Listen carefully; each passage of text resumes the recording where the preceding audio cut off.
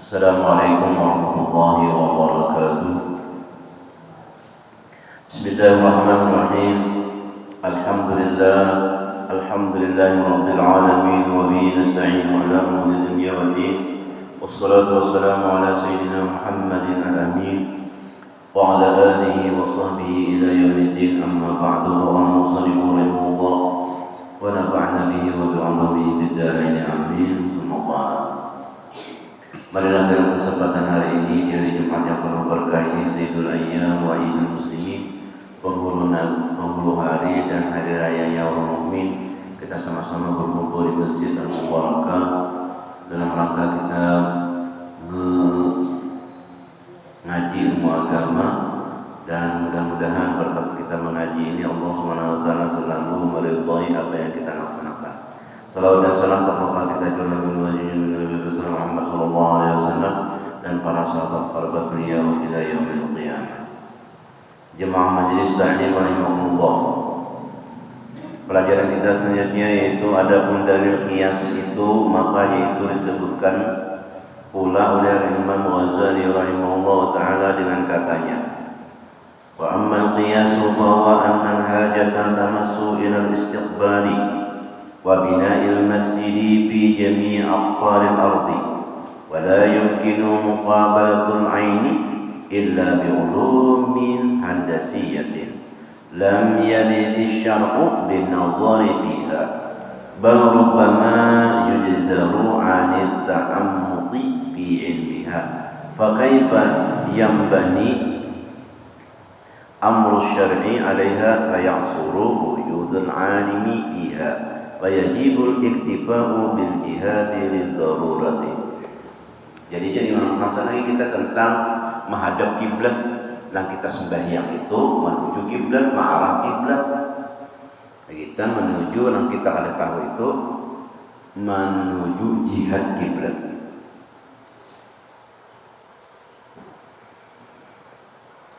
Artinya, dan adapun dalil qiyas itu, maka itu bahwa segala hajat itu sangat berkehendak kepada menghadap kiblat. Hendak benar nih menghadap kiblat, dan setengah hajat kepada membina masjid. Ada juga artinya membangun masjid pada segala negeri yang di dalam bumi ini. Ada yang hendak membangun masjid, berarti ia berhajat kepada menghadap kiblat. Jangan sembarang andak aja atau bebarang aja, mengandak kompasnya asal arahnya aja, jangan. Bujur-bujur dulu kiau ahlinya. Nah, ada ukurannya, ada arahnya. Dan tiada dapat menghadap ain Ka'bahullah itu melainkan dengan mengetahui akan beberapa ilmu handasiyah, yakni ilmu falak dan lainnya. Padahal ilmu ini tiada datang ia daripada syara dengan membicarakan akan dia, tetapi terkadang ditegahkan oleh syara daripada membanyakan memperdalami ilmu ini.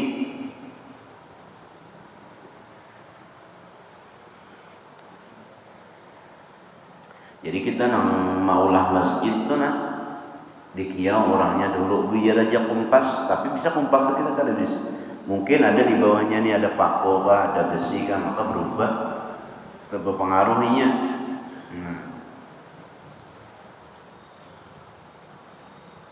Betapa orang ahlinya, orang ahli palak.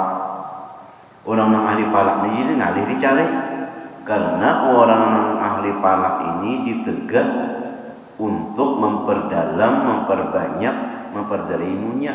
Karena lamanya terlalu dalam itu, ilmu falak ini bisa menjadi ilmu nujum, ilmu ketangguhan. Nah, itinya bintang. Kalau didalami ilmu falak itu bisa menangguhi orang. Itu ditegak pada syarat. Jadi sekedar mengetahui arah kiblat. Maka betapa dibinakan pekerjaan syara itu, yaitu menghadap kiblat itu atas ilmu ini. Nah itu, jadi belajarnya ilmu falak tadi untuk mengetahui arah kiblat. Ada apa itu belajarnya. Dan lagi pula sangat susah diperoleh akan orang yang mengetahui akan ilmu ini, ngalek caranya.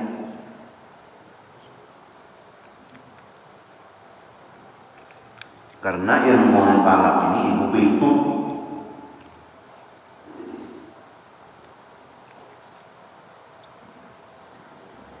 ilmu derajat-derajat tanah. Nah,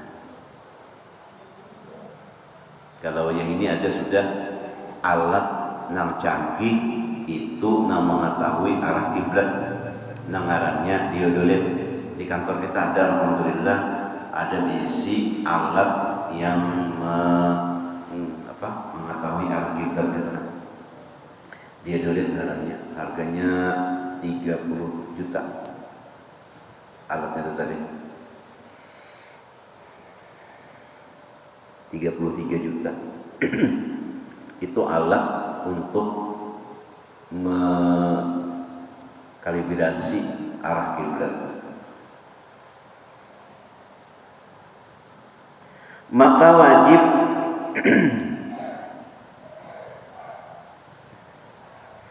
wajib dipadakan menghadap kiblat karena sudah ada ilmunya, karena sudah ada alatnya.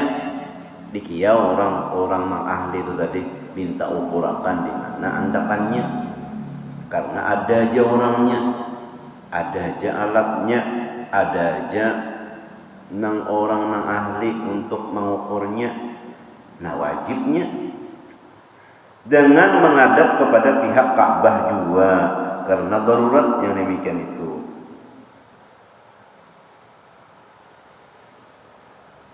Namunnya kada lah paling kada lah inya mengukur tuh mulai selisih juga sedikit, namanya selisih iya sedikit juga karena sudah ada alatnya. Lamunnya nang kada ada alat nambah apa nih, nah itu kada boleh nambah apa. Lalu sudah ada kita anunya sudah ada, orangnya sudah ada, alatnya kompas ada, kita andak sudah, bujur aja sudah, nah itu ada apa lagi. Lamunnya melincing juga itu sudah usaha dah, ada apa lagi. Darurat ngarannya sudah berkompas sudah, berandak sudah, barang sudah, luput juga, nah darurat ada apa lagi itu. Lamunnya nambah apa, nah itu udah kawan. Demikian yang mengutamatkan pada Imam Ghazali rahimahullah ta'ala itu nang pendapat sidin yang kuat, muktamad tu ya kuat pendapat sidin nang kawa diperpagangi ngarannya bersalahan dengan yang dimuktamadkan oleh setengah fuqaha para ahli fikih nih yang mutaakhirin, ulama yang mutaakhirin, bahwasanya wajib atas orang yang sembahyang itu menghadap kepada ain kiblat. Ain kiblat itu artinya kiblatnya wajib di situ. Lain ya sidin, itu bersalahan. Bukan ain kiblatnya tetapi jihad kiblatnya. Arah kiblat. Ini kayak kita sini nang sana, ambil termiring sedikit, tidak apa-apa. Termiring tahu sana sedikit, tidak apa-apa. Tapi sudah masuk jihad kiblat.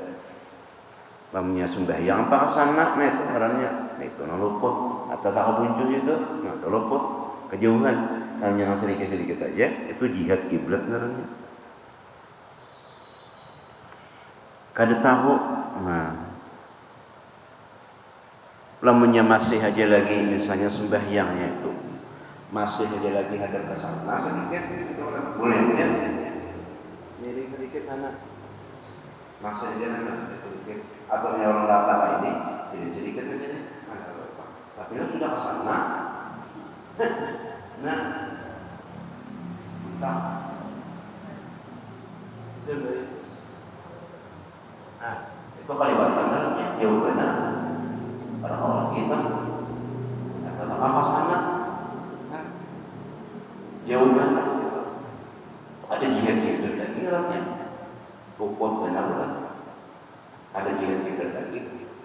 Dalamnya masih sedikit ya, ada apa itu. Tapi namanya sudah bersejajar kayak ini, sudah ditaat Quran ulang, surah meliputi juga, nah itu Allah. Karena boleh, sudah ada hamparan sejajar, rata di sudah ini. Maka surah mana liung kayak ini, sudah ada sejajar yang lain pada kata. Ini yang artinya anak ada arah kiblat nih. Nah itu. Nah, jika ia dapat melihat akan dia seperti ia dekat dengan Ka'bah itu, dan wajib menghadap kepada ain kiblat dengan zon jika ia jauh daripada Ka'batullah. Namanya di dalam masjid, di dalam Ka'bah, melihat Ka'bah sabijian, nah itu wajibnya menghadap ke Baitullah itu tadi, wajibnya. Sudah ada Ka'bah kan ada kecongkongan, wajibnya menghadap ke ain Ka'bah. Kalau kita jauh, kada awak jauh berapa ribu, 8.599 kilo. Banyak benar 8.000 jauhnya.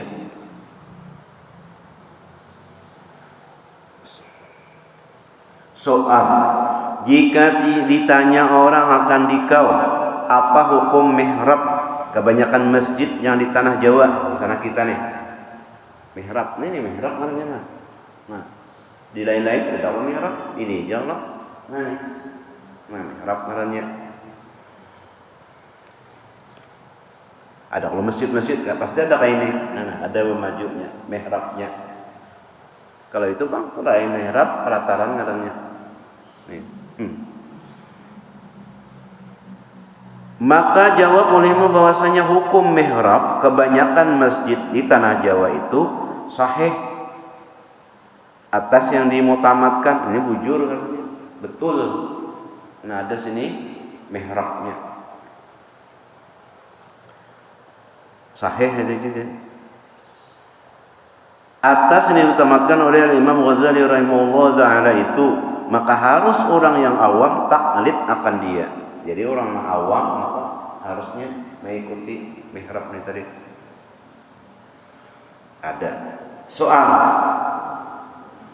jika ditanya orang akan dikau apa hukum mihrab masjid negeri yang di bawah angin, masjid yang di bawah angin yang telah masyhur beberapa zaman, maka datang setengah ulama ahli falak maka menyalahi ijtihadnya itu akan mihrab masjid itu.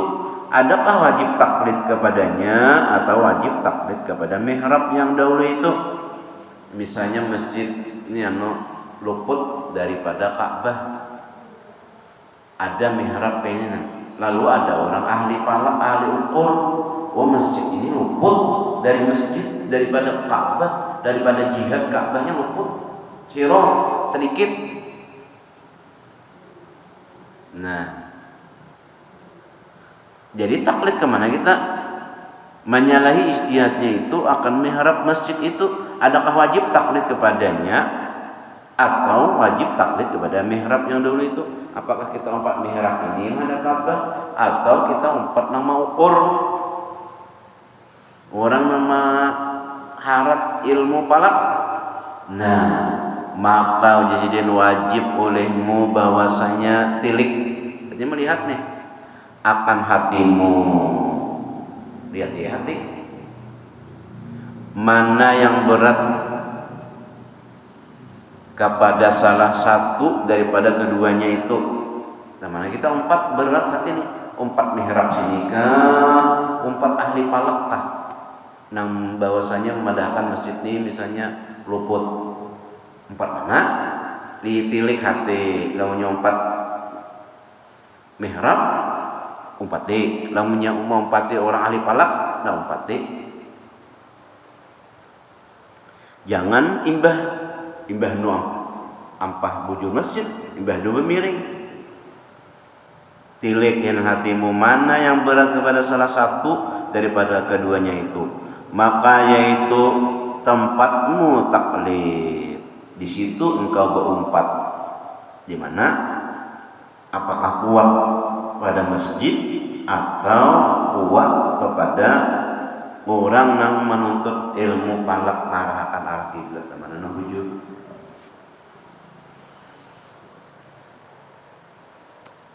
Jadi umpati hati kita. Kenapa jadi demikian? Nah, maka taklid kepada orang yang ahli palak, yang mahir, Allahnya memang ahli. Kada papalakan tuh ada, kada nang ilmunya tuh asa sambat aja tuh ada, dasar mahirnya. Itu terlebih hampir berbetulan dengan pihak Ain Ka'bah, Allah ahli palak nih. Tetapi keduanya sahih. Tapi keduanya jadi nang masjid mihrab tadi bujur, nang ahli palak tadi bujur. Karena keduanya dengan zon juga. Karena orang nama ulah nih dengan sangka juga. Zon tuh 75% bujurnya. Zon ngarannya. Kalau yakin tuh 100%. Kalau zon 75%. Kalau syak itu ragu-ragu 50-50. Syak. Kalau maunya waham itu ngarannya 100%. Ngarannya 25% aja bujur, sangkaan tuh nah. Kalau nyazon itu sangkaan 75% bujur.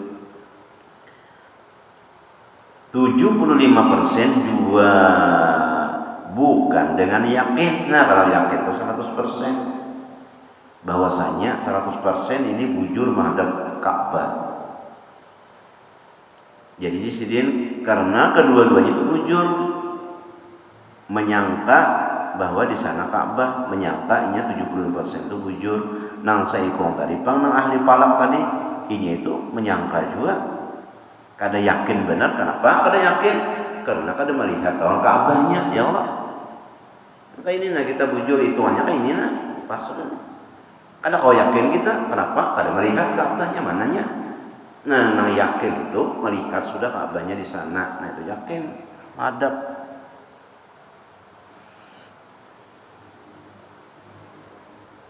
Jihad Ka'bah, lamunnya bumi kita bulat, ada pasnya yakin tuh bang dah. Ya nuzon tuh bang dah, zon. Bukan dengan yakin, karena tiada dapat yakin.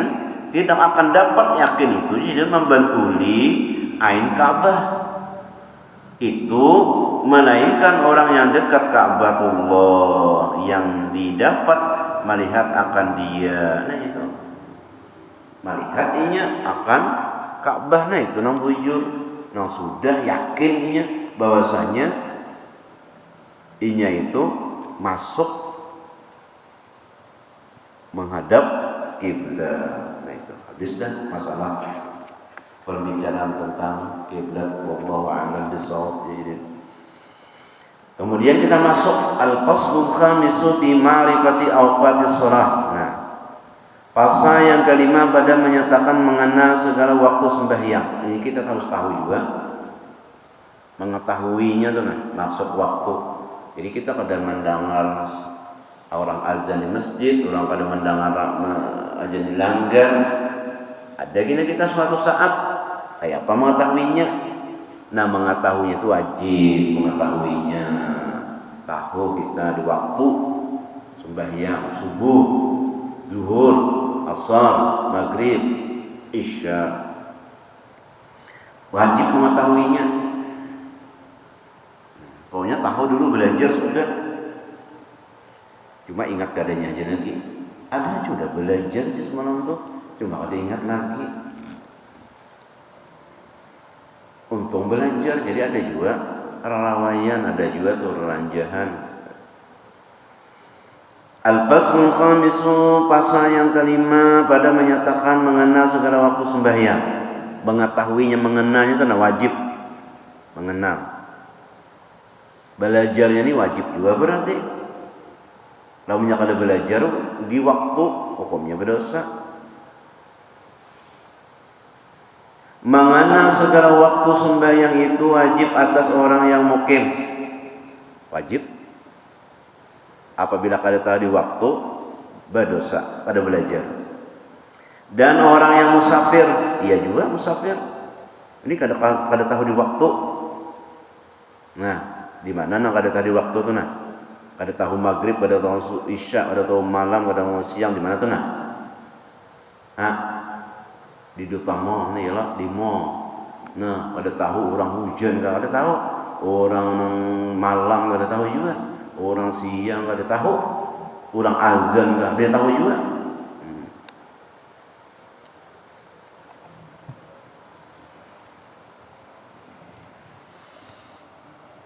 Nah, kita mengenal waktu itu wajib.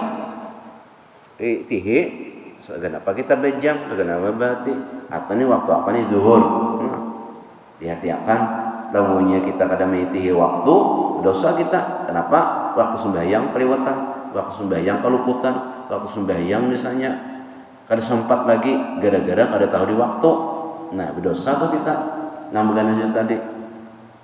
Nah, mengenal waktu itu hukumnya wajib. Kenapa jadi wajib? Hendak mengerjakan sembahyang. Sembahyang itu wajib. Maka mengenal waktunya juga wajib.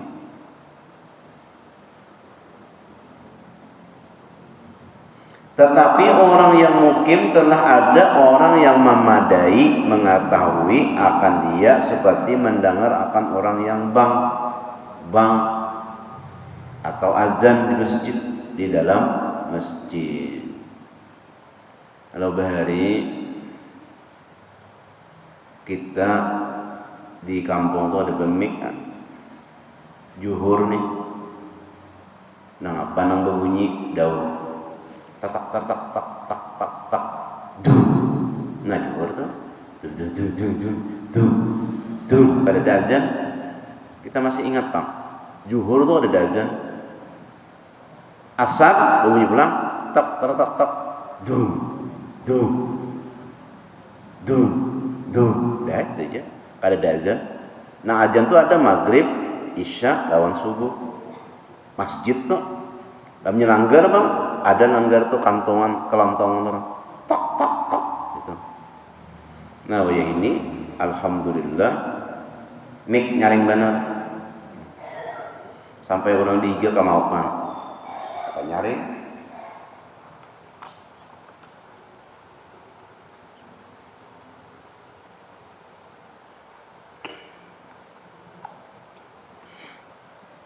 Tahu bahwasanya itu masuk waktu.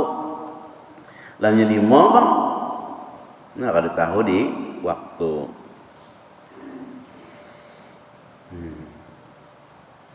Tetapi orang yang mukim telah ada dua orang yang memadai mengetahui akan dia seperti mendengar akan orang yang bang azan dan masjid. Maka orang yang musafir itu terkadang samar akan dia segala waktu. Kada anu nih. Samar tuh kita kada tahu waktu ya tadi di utama tadi. Kada tahu waktu. Terkadang akan dia segala waktu. Sebab itulah dilazimkan bagi orang yang musafir itu belajar ilmu yang mengetahui akan segala waktu sembahyang fardu yang 5 waktu itu. Wajib hukumnya mengetahui. Kalau kada mengetahui berdosa. Nah, yang pertama waktu zuhur dan masuk waktunya itu dengan gelincir matahari pada pihak maghrib. Di sana dari gelincir sedikit, nah apakah sana cahayanya, misalnya ada umbayang kita berdiri umbayang ini kita itu matahari kalau tak baliwat sedikit ya, baliwat sedikit tak kasih nuna, baliwat sedikit, tak ada gelincir orangnya. Liwat sedikit itu masuk waktu zuhur, bayang-bayang matahari. Ada sedikit liwat. Nah, di depan kita misalnya di situ, kiblatnya sana, gelincir matahari, liwat sedikit membayangnya, bayang-bayang kita tuh, kita masuk dan zuhur. Gelincir matahari.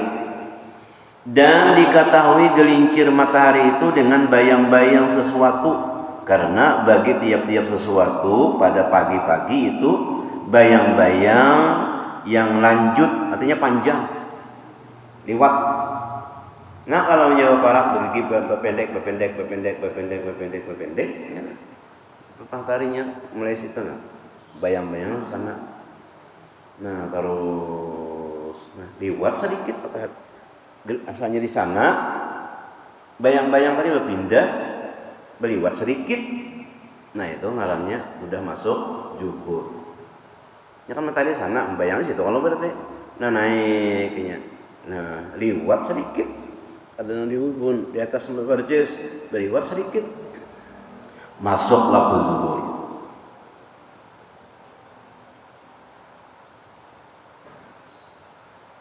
Kemudian maka senantiasa ia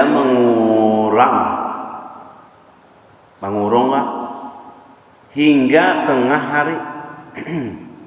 Maka yaitu berhenti tiada kurang dan tiada lebih, dan dinamakan waktu itu waktu istiwa. Kada ada kurang, kada ada lebih, pas. Itu ngarannya waktu istiwa, pas sama. Dan dinamakan bayang-bayang rembang. Tetapi bersalah-salahan zil istiwa dan bayang-bayang rembang itu sebab bersalah-salahan waktu panasnya, dan waktu sejuk, dan waktu igrahi, dan terkadang lebih dan terkadang hilang sekali-sekali, dan matahari pada waktu hilang Dzul istiwa itu di atas kepala betul. Ada orang nang di negeri mana yuk, nang panjang siangnya di Irlandia. Siang tuh kita 12 jam, kalau adanya itu 14 jam. Ada nama madahkan ini itu ada siangnya itu 20 jam, malamnya 4 jam. Kainanya waktu musim dingin malamnya panjang, siangnya sedikit. Jadi dingin terus nang salju tuh. Siangnya matahari sedikit aja, tomat aja timbul. Nah,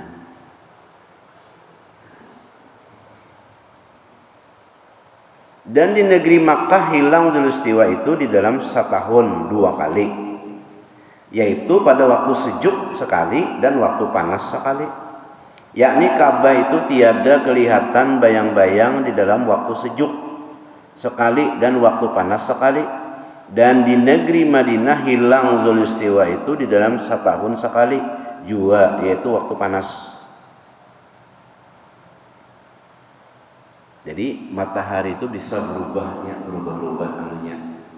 lampunya bisa timbulnya di sana, bisa kan timbulnya di situ. Nah, cuma secara garis besar dulu kayak itu, bahwasanya lampunya sudah liwat bayang-bayang, maka itu masuk sudah waktu zuhur. Lamunya belum lagi pas sama, itu ngarannya baru masuk waktu zuhur. Tapi ada kena negeri-negeri nang kada tahu istiwa tadi, waktu sejuk dan waktu panas. Dan di negeri Jawa, nah nih, dan Hindi hilang Dzul istiwa itu di dalam setahun 2 kali. Adapun negeri Mesir dan Syam dan Turki, maka yaitu tiada tasawur hilang Dzul Istiwa itu sepanjang tahun kada pernah hilang. Maka bila lebih sedikit bayang-bayang itu daripada Dzul Istiwa, yakni daripada bayang-bayang Rembang itu pada pihak masyrik, maka yaitu waktu gelincir matahari, dan masuklah pada ketika itu oleh waktu zuhur, dan akhirnya itu apabila jadi bayang-bayang suatu seumpamanya yang lainnya daripada bayang-bayang waktu istiwa, yakni bayang-bayang waktu Rembang itu.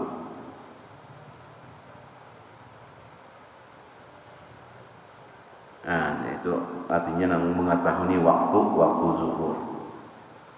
Dan kafiyat mengetahui akan waktu zuhur, wallahu a'lam bissawab. Nah, pokoknya kita belajar dulu, kayak itulah waktu kita mengetahui akan sholat masuk sholat zuhur.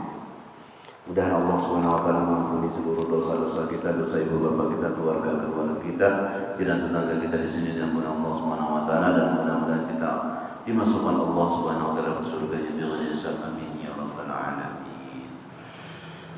Al-Fatihah.